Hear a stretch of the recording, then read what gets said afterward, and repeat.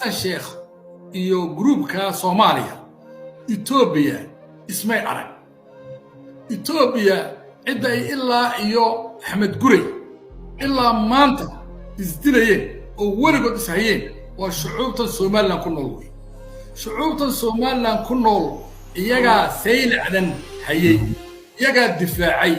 iyaga Ethiopiyadii weynad ka celiyay 77kii bay 64kii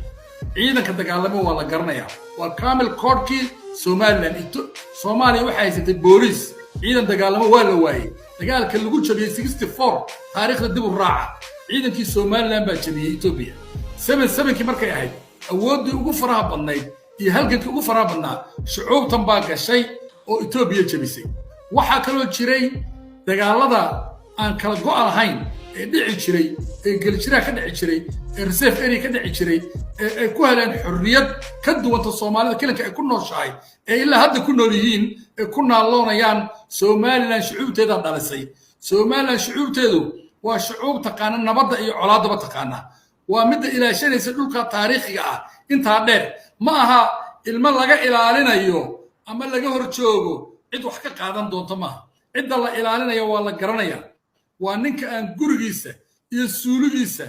loo dhaxeeyo lagu ilaaliyo way waa ninka ciidankiisa lacagta lagu bixiyo ee loo masaarifeeyo way waa ninka sirdoonka iyo cid walba dunida joogta ee u soo hoydaan meeshiisa way waa ninka xalalo loo fadhiyo way ee dawladnimadiisu markay dhamaato la oranayo wariya qolkii tag hal soo doorto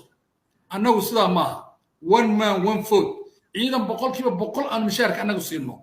dad xildhibaanadiisa haday deegaan tahay haday baarlamaan tahay haday Abdullahi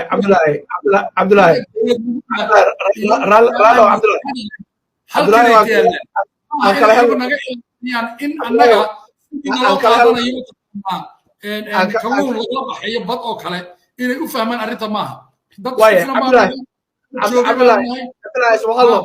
Abdullahi